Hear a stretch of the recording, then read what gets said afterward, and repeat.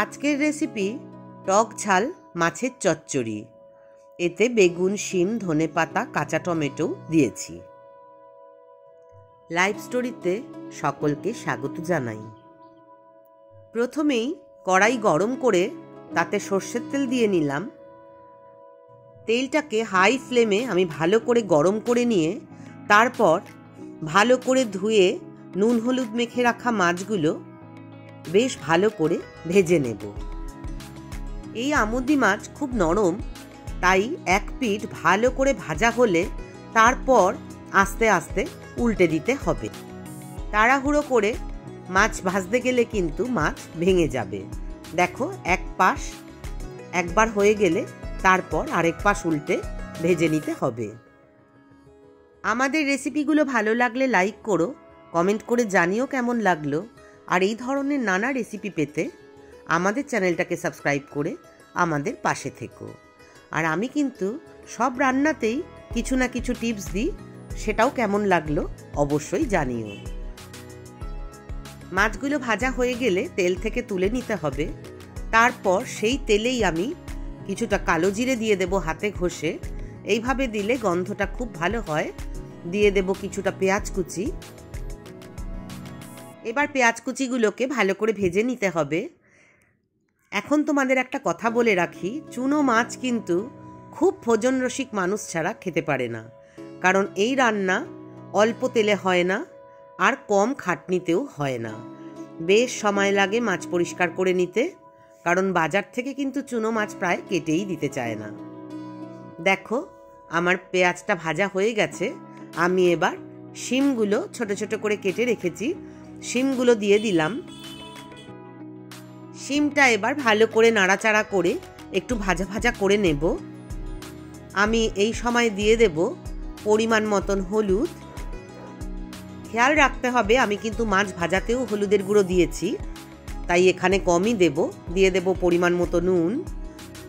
আমুদি মাছে কিন্তু একটু নুন কম দিয়েই রান্না করতে হবে, কারণ সামুদ্রিক মাছ কিন্তু একটু বেশি নুন থাকে। এবার আমি ঢাকা দিয়ে শিমটাকে বেশ নরম হওয়া অবধি করে নিচ্ছি। তারপর আমি দিয়ে দেব কাঁচা টমেটোগুলো।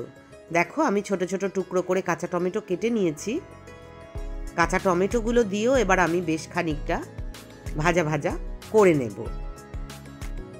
এই সময় খুব সহজেই কাঁচা টমেটোটা পাওয়া যায়, তাই কাঁচা টমেটোটা দিয়ে রান্না করলে টক টক মাছের ঝালটা কিন্তু খেতে দুর্দান্ত লাগে। আমি ঢাকা দিয়ে নরম করে নিলাম।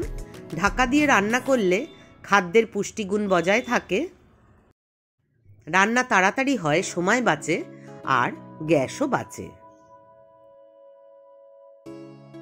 শিম টমেটো অনেকটাই নরম হয়ে গেছে। এবার আমি দিয়ে দেব লাল লঙ্কার গুঁড়ো। ঝাল যে যতটা খাও ততটা লাল লঙ্কার গুঁড়ো দেবে, তবে মাছ চচ্চড়ি কিন্তু একটু ঝাল ঝাল না হলে ভালো লাগবে না। আর এই মাছ চচ্চড়িটার নাম তো টক ঝাল মাছের চচ্চড়ি, তাই ঝাল তো একটু দিতেই হবে। এবার দিয়ে দেব ধুয়ে টুকরো করে কেটে রাখা বেগুনগুলো। আমি বেশ সরু সরু করে কেটে নিয়েছি। দেখো, বেগুন রান্না হতে তো বেশি সময় লাগে না, তাই শেষকালে দেব। দিয়ে আমি আবার নাড়াচাড়া করে ভাজা ভাজা করে নেব।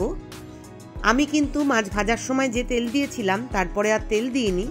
যারা বেশ তেল বেশি খাও রান্নায়, তারা কিন্তু একটু তেল দিয়ে তারপর সবজিগুলো ভাজতে পারো। একটু চিনি দিয়ে দিলাম। আমি সব রান্নাতেই একটু চিনি দিই। দিয়ে দিলাম পরিমাণ মতো লবণ। এবার আবার আমি সবজিগুলোকে ভাজা ভাজা করে নেব।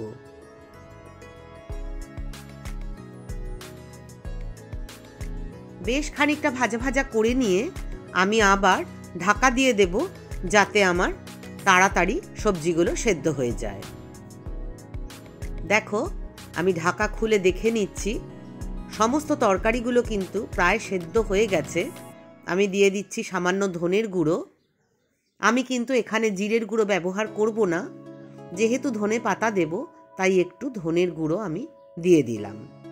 দিয়ে আমি আবার কষিয়ে নিচ্ছি। নানা রকম সবজি দিয়ে মাছ চচ্চড়ি খেতে তো খুব ভালো লাগে, আর খাওয়াটাও কিন্তু আমাদের শরীরের জন্য খুবই উপকারী। খুব ভালো করে ভাজা ভাজা হয়ে গেলে আমি দিয়ে দেব জল। জল কিন্তু সামান্যই দেব, কারণ এটা তো ঝোল থাকবে না, গায়ে মাখা হবে। তাই অল্প জল দিয়ে আমি ঢাকা দিয়ে ভালো করে ফুটিয়ে নেব। আর এইখানেই নুন ঝাল মিষ্টি টেস্ট করে দেখে নিতে হবে, যদি কিছু লাগে সেটা দিয়ে নিতে হবে। ঢাকা খুলে সবজিগুলো ভালো করে সেদ্ধ হয়ে গেছে কিনা সেইটা টেস্ট করে নেব।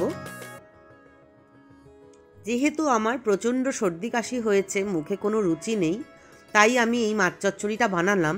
তোমরাও যদি এরকম টক ঝাল মাছ চচ্চড়ি খেতে পছন্দ করো, অবশ্যই এভাবে করো। আমি নুন মিষ্টি চেক করে দেখে নিয়েছি, একটু নুন দিতে হবে তাই দিয়ে দিলাম। খুব ভালো করে আঁচটা বাড়িয়ে দিয়ে ভালো করে ফুটিয়ে নেব। ফুটিয়ে নিয়ে আমি ভেজে রেখে দেওয়া যে মাছগুলো, সেইগুলো এবার আমি দিয়ে দেব। ওই মাছে কিন্তু যেহেতু ভালো করে ভাজা মাছ, অনেকটাই জল টেনে নেবে, বেশ শুকনো শুকনো হবে।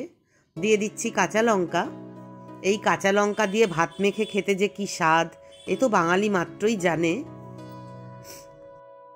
মাছ দেওয়ার পর নাড়াচাড়া করে মাছের গায়ে ঝোলগুলো লাগিয়ে দিয়ে আমি আঁচ কমিয়ে দিয়ে চাপা ঢাকা দিয়ে দেব। চাপা ঢাকা দিয়ে অল্পক্ষণ আমি রেখে ঢাকা খুলে দেখে নেব যে ঝোলটা মাছের গায়ে টেনেছে কিনা, না হলে আরেকটু ফুটিয়ে নেব। দেখো মাছ চচ্চড়ি কিন্তু প্রায় হয়েই গেছে। এইবার আঁচ বাড়িয়ে একটু নাড়াচাড়া করে ধনেপাতা থাকলে ঘরে ধনেপাতা দিয়ে, আমার যেমন ধনেপাতা আছে, আমি কিছুটা ধনেপাতা ছড়িয়ে কিছুটা নাড়াচাড়া করে নামিয়ে নেব। গরম গরম ভাতে এই মাছ চচ্চড়ির স্বাদ সব বাঙালি মাত্রই জানে। আর যেহেতু আমার সর্দি কাশির মুখ, সেহেতু তো মনে হচ্ছে যে আর জমে যাবে খাওয়াটা, মুখে একদমই রুচি নেই। দেখো আমি ধনেপাতাগুলো ছড়িয়ে দিলাম। ধনেপাতা দেওয়ার পর কিন্তু একদম সঙ্গে সঙ্গেই উনুন থেকে নামাবো না, কারণ এখন তো শাক সবজিতে ভীষণ নানা রকম ওষুধ ব্যবহার করা হয়। তাই আমি ভালো করে বেশি আগুন করে আঁচটা বাড়িয়ে দিয়ে ভালো করে জাল দিয়ে একটু শুকনো করে নামাবো। এটা ভাত রুটি চাইলে পরোটার সাথেও কিন্তু খাওয়া যায়। যারা মাছ ভালোবাসে তারা সব কিছুর সাথেই এটা খেতে পছন্দ করবে। টক ঝাল মাছ চচ্চড়ি কিন্তু রেডি হয়ে গেছে। দেখো একদম শুকনো শুকনো করে নামিয়েছি। এখন আমি গরম ভাত দিয়ে এটা খাবো। তোমরাও এটা বাড়িতে রান্না করে জানিও কেমন হয়েছিল। আজকের মতো টাটা।